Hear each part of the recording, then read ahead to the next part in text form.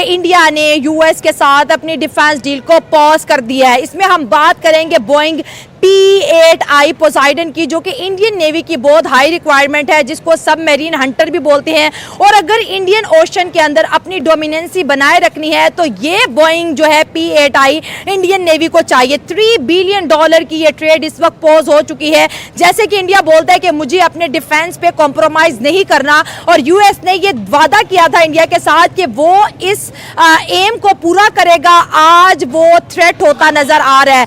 दोस्तों, जो ट्रंप चाहता था कि मैं टैरिफ के प्रेशर में किसी भी मुल्क को घुटनों के बल गिरा दूंगा, तो इंडिया ने ऐसा जोरदार थप्पड़ जो है ट्रंप के मुंह पे दे मारा है कि वो तमाम डील जो कि इन फ्यूचर पॉसिबल थी उनको पॉज कर दिया गया है।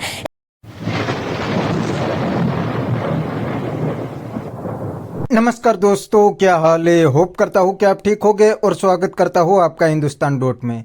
दोस्तों, अमेरिका काफी दिनों से इंडिया के सामने बहुत ही उछल रहा था और अब तो इंडिया पे फाइनली टैरिफ लगाने की बात भी कर दी है। लेकिन दोस्तों, अब इंडिया भी चुप नहीं बैठा और अमेरिका को करारा जवाब दे रहा है। जी हाँ दोस्तों, अमेरिका सामने से इंडिया को F-35 जेट और नेवी के लिए विमान ऑफर कर रहे थे, लेकिन इंडिया ने साफ मना कर दिया है, क्योंकि अब इंडिया को पता चल गया है कि अमेरिका कभी भी धोखा दे सकता है। इसीलिए इंडिया ने रशिया और चाइना के साथ बिजनेस डील कर ली है और अमेरिका को लेट्स गो कर दिया है।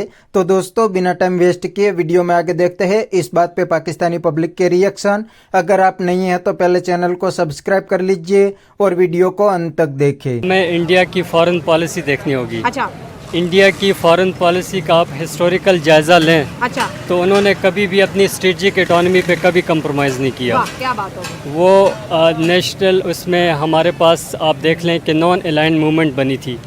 इंडिया इस पॉलिसी को स्टार्ट से लेके चल रहा है कि वो अपनी स्ट्रेटेजिक इकोनॉमी किसी भी लेवल पे कंप्रोमाइज़ नहीं कर रहा। 1947 में हम भी आज़ाद हुए, इंडिया भी आज़ाद हुआ।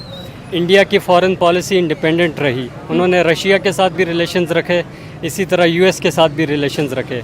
इसी तरह वो रशिया कंटिन्यू करता रहा टिल डेट तक। अभी जो ट्रम्प जिस किस्म का एग्रेशन शो कर रहे हैं, बेसिकली ट्रम्प का ये ख्याल है कि जो इंडिया को वो सप्रेस कर सकते हैं इस तरह के मूव से। लेकिन इंडिया की फॉरेन पॉलिसी एक स्ट्रक्चर तरीके से पास्ट में इस तरह की रही है कि वो किसी के प्रेशर में नहीं आते। वो अपने इंटरेस्ट को देखते हैं कि उनका सुप्रीम इंटरेस्ट किस में है। अगर उनका इंटरेस्ट अगर रशिया के साथ ऑयल ट्रेड करने में है तो वो उसको परसू करते हैं। ठीक है। तो इसलिए हम ये कह सकते हैं कि अगर वो जिस किस्म के वो प्रेशर्स कर रहे हैं तो आई थिंक वो फेल ही होंगे। ट्रम्प इसमें कामयाब नहीं हो सकते। ट्रम्प तो ये समझता है कि मैं जिसके ऊपर भी चाहूँ टैरिफ का दबाव लेके आऊँगा और उसको घुटनों के बल गिरा दूंगा। वो इंडिया से भी कुछ ऐसा ही एक्सपेक्ट कर रहा है।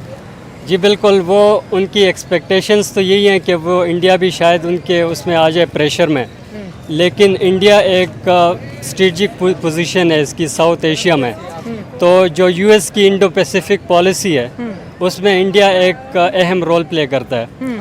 अगर चाइना को काउंटर करना है यूएस ने तो इंडिया के बजाय वो कभी नहीं कर सकता। सही बात है। इंडिया की प्रेजेंस इस रीजन में एक स्ट्रेटजिक हैसियत रखती है। तो ये यूएस को इंडिया से कभी अलग नहीं हो सकता। तो अभी जो ये बोइंग का ये जो मामला है $3 बिलियन की जो कह रहे हैं कि बोइंग P-8I इंडिया ने पोस्ट कर दिया है, इवन दो कि इंडियन नेवी के लिए बड़ी कमाल की चीज़ है और इसको सबमरीन हंटर भी कहते हैं, मतलब इससे बड़ी खतरनाक चीज़ कोई नहीं है। लेकिन अब देखा जाए तो यूनाइटेड नेशन खुद कहता था कि मैं इंडिया की जो सिक्योरिटी है उसके ऊपर कॉम्प्रोमाइज़ नहीं करता, इसलिए मैं चाहता हूँ कि इंडिया F-35 भी ले।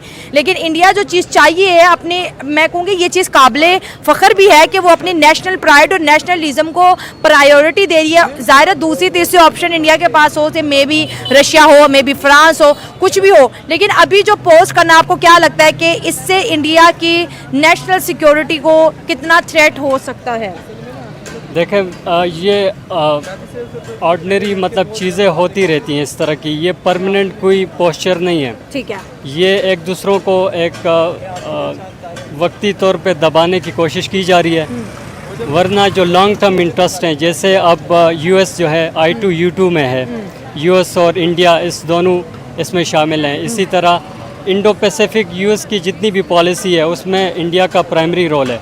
तो ये रिलेशंस दोबारा से खुद ही बेहतर होंगे ये ऑर्डिनरी बीच में इस तरह की चीज़ें आती ठीक रहती है। हैं। आज ब्रिक्स की अगर बात करें तो ब्रिक्स ने भी इंडिया को बैक किया है कि हम टैरिफ के मामले में इंडिया को बैक करते हैं। ये बहुत बड़ी सपोर्ट इंडिया को मिली। जिस फॉरेन पॉलिसी को हम कह रहे हैं ये फेल है तो आज पता चलता है कि वो फेल नहीं है, वो अपने मेदार में यानी अपने डायरेक्शन में ठीक थी। और साथ साथ नितिन याहू ने भी आज ही ऑपरेशन सिंदूर को बोला है कि हम इंडिया को बैक कर रहे थे। इसके साथ साथ अगर हम एक और बड़ी डेवलपमेंट के ऊपर बात करें तो कहते हैं कि नरेंद्र मोदी के पास सिर्फ 19 दिन रह गए हैं ट्रम्प से लड़ने के लिए, ये टैरिफ के गेम से खुद को बाहर निकालने के लिए। तो इतना चैलेंजिंग और इतनी टफ सिचुएशन को आप क्या समझते हैं कि नरेंद्र मोदी जितने बड़े सियासतदान इस वक्त माने जा रहे हैं वो इन चीज़ों को एक तरफ 19 दिन का दबाव, क्योंकि 19 दिन से पहले मामला हल करना होगा वरना 50% टैरिफ लग जाएगा, और दूसरी जानिब ब्रिक्स का इंडिया को बैक करना।